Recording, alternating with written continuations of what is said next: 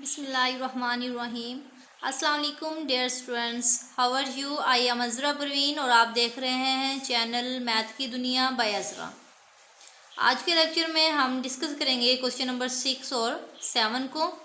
6 में हमारे पास क्या है, the missing elements of the third row. यहाँ पे ये जो थर्ड रो है हमारे पास, इसमें कहा है कि ये मिसिंग है, इसमें बताएं कौन कौन से एलिमेंट यहाँ पे आएंगे। तो फर्स्ट ऑफ ऑल हम देखते हैं कि यहाँ पे एलिमेंट जो है वो कौन कौन से आएंगे और एसोसिएटिव प्रॉपर्टी को यूज़ करते हुए। तो चलिए क्वेश्चन स्टार्ट करते हैं। मेरा चैनल सब्सक्राइब नहीं किया है तो प्लीज़ लाइक करें, सब्सक्राइब करें और साथ ही साथ बेल आइकन को भी क्लिक कर दें ताकि मेरे हर आने वाली वीडियो का नोटिफिकेशन आप तक पहुँचता रहे। तो क्वेश्चन क्या है, हम देखते हैं कि इसमें सी, यहाँ पे थर्ड रो में क्या आएगा। एक तो है सी क्रॉस ए, सी क्रॉस ए, ये वाला मालूम करना है हमने। ठीक है, यहाँ पे क्या आएगा, फिर सी क्रॉस बी, सी क्रॉस बी, ये मालूम करना है। थर्ड सी क्रॉस सी, ये मालूम करना है। और फिर फोर्थ में सी क्रॉस डी,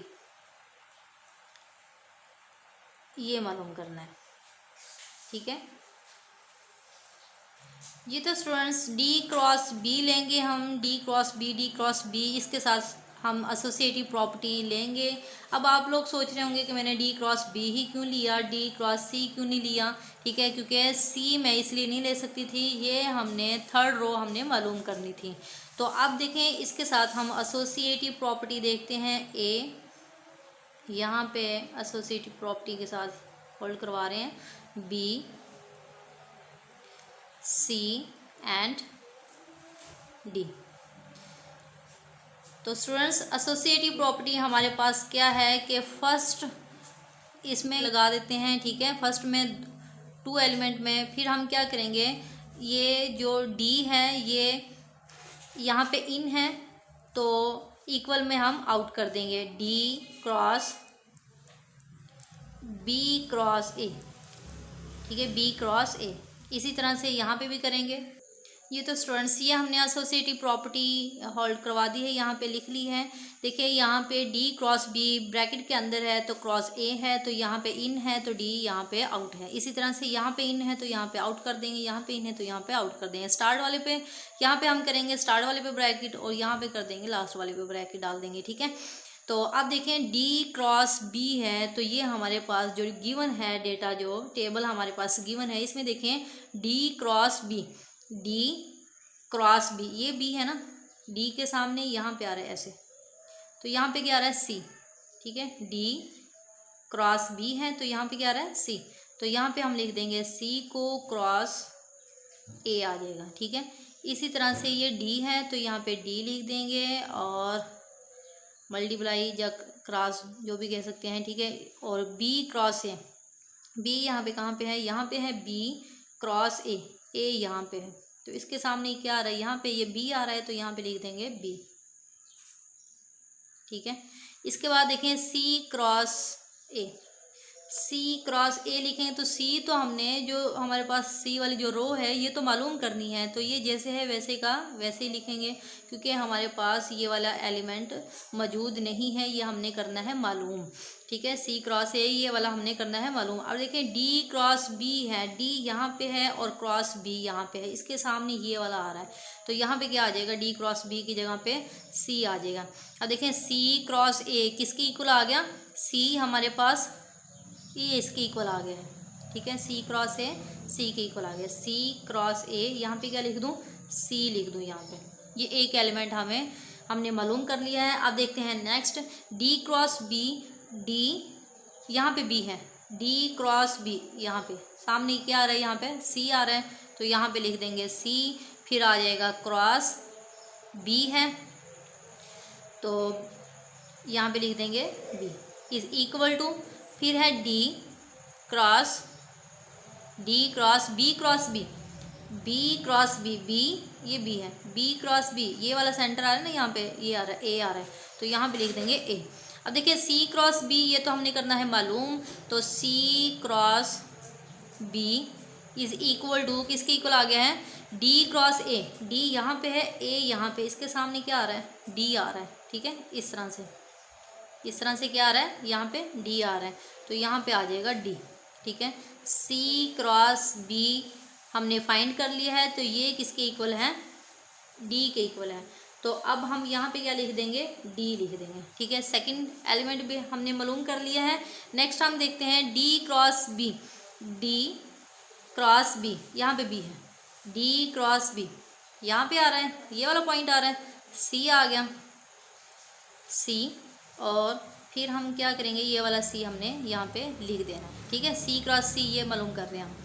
इसके बाद ये डी है, क्योंकि हमने सबसे पहले ब्रैकेट वाले को सोल्व करना होता है। ब्रैकेट क्या है, ब्रैकेट के अंदर बी क्रॉस सी है, बी यहाँ पे है, सी यहाँ पे है, कौन से, इस वाले रो में आएगा, ऐसे बी क्रॉस सी, यहाँ पे क्या आ रहा है, सी आ रहा है, तो ये लिख देंगे, सी लिख देंगे।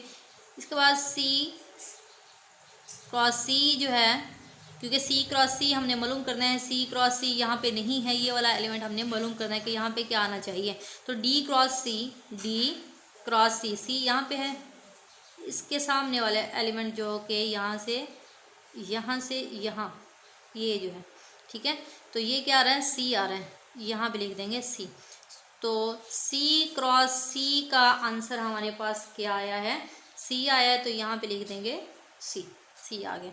इसके बाद देखिए डी क्रॉस बी, डी यहाँ पे है, बी यहाँ पे है, कौन से सामने वाले एलिमेंट आएगा, ये वाला यहाँ पे, ठीक है, ये वाला कॉलम है और ये फोर्थ रो है इसकी, यहाँ पे सी आ गया, तो सी आ गया है। और इसके बाद ये हम कर देंगे, ये वाला डी लिख देंगे, और is equal to D, bracket वाले को अब सोल्व करेंगे, तो B cross D, B cross D, D यहाँ पे डी है, बी क्रॉस डी, तो यहाँ पे आ जाएगा डी, ठीक है।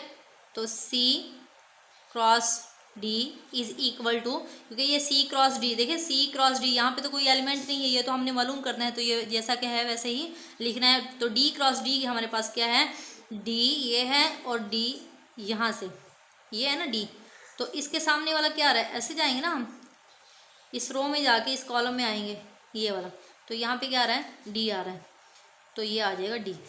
तो जी तो स्टूडेंट्स आप देखें सी क्रॉस डी हमारे पास आंसर क्या आ गया है, डी, ठीक है। तो ये हमने थर्ड रो हमने मालूम कर ली है।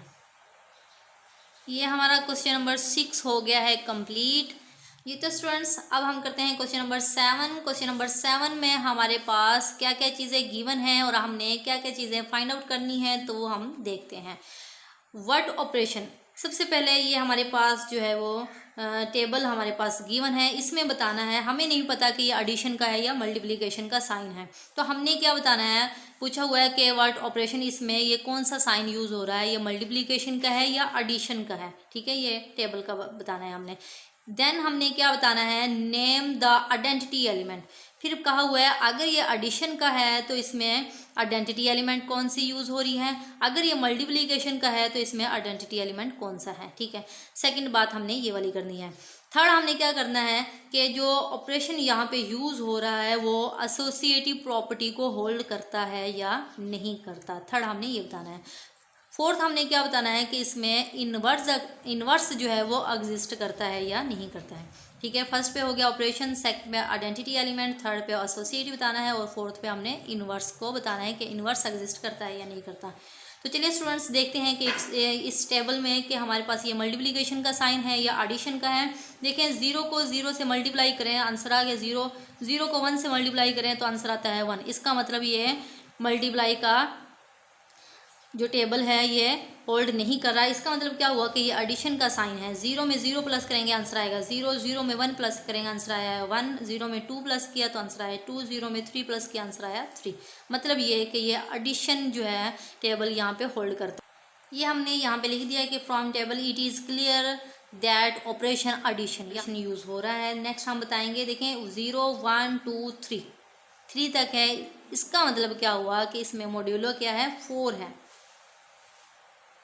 सेकंड हमने बताना है कि आइडेंटिटी एलिमेंट इसमें क्या है। अब देखें ज़ीरो मल्टीप्लिकेशन का हम देखें तो आइडेंटिटी एलिमेंट मल्टीप्लिकेशन में क्या होता है, 1 होता है, क्योंकि इसका मतलब क्या हुआ, मल्टीप्लिकेशन में 2 को फॉर एग्जांपल किसके साथ मल्टीप्लाई करें कि आंसर 2 ही आए, 1 के साथ ही करेंगे ना, कि किसी भी चीज़ में कोई फ़र्क ना पड़े। अब देखिए यहाँ पे एडिशन का, क्योंकि हमने देखा है कि एडिशन यूज़ हो रहा है, तो अब हम क्या करेंगे कि इसमें आइडेंटिटी एलिमेंट क्या होगा, फॉर एग्जांपल 4 में मैं क्या ऐड करूं कि आंसर 4 ही आना चाहिए, 0 को ऐड करूंगी। इसी तरह से 5 में मैं क्या प्लस करूं कि आंसर 5 ही आए, तो इसका मतलब 0 पुट करूंगी, 0 जमा करूंगी तो 5 ही आंसर आएगा। तो इसका मतलब क्या हुआ, यहाँ पे आइडेंटिटी एलिमेंट हमारे पास क्या है, 0 है।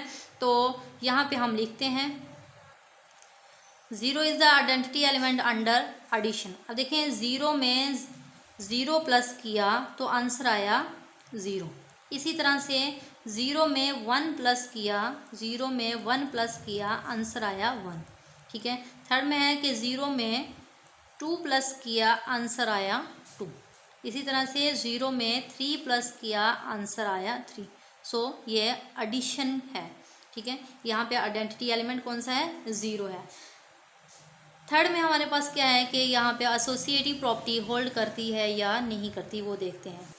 Yes the operation is associative property. मैंने यस क्यों बोला, देखते हैं। यहाँ से कोई से हम 3 एलिमेंट यहाँ से ले लेते हैं, स्टार्ट वाले ले लेते हैं 0 1 एंड 2, 0 प्लस 1 प्लस 2, यहाँ पे ब्रैकेट, और इसी तरह से यहाँ पे लिख देते हैं 0 1 प्लस 2, तो स्टार्ट वाले पे ब्रैकेट। एसोसिएटिव प्रॉपर्टी यही होती है। ठीक है।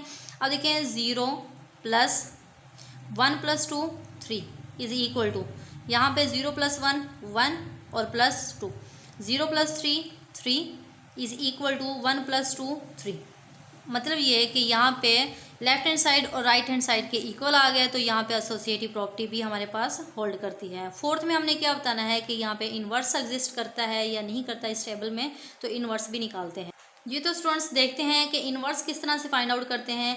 अब देखें एडिशन का साइन यहाँ पे यूज़ हो रहा है, तो हमने क्या करना है, एलिमेंट ढूंढना है एडिशन अंडर आइडेंटिटी एलिमेंट जो है वो कौन सा यूज़ हो रहा है, 0 यूज़ हो रहा है। तो यहाँ पे देखें 0 यहाँ पे ढूंढेंगे किधर है, इस रो में, यहाँ पे है, इस रो में जाएंगे और यहाँ से अप पर जाएंगे। ठीक है।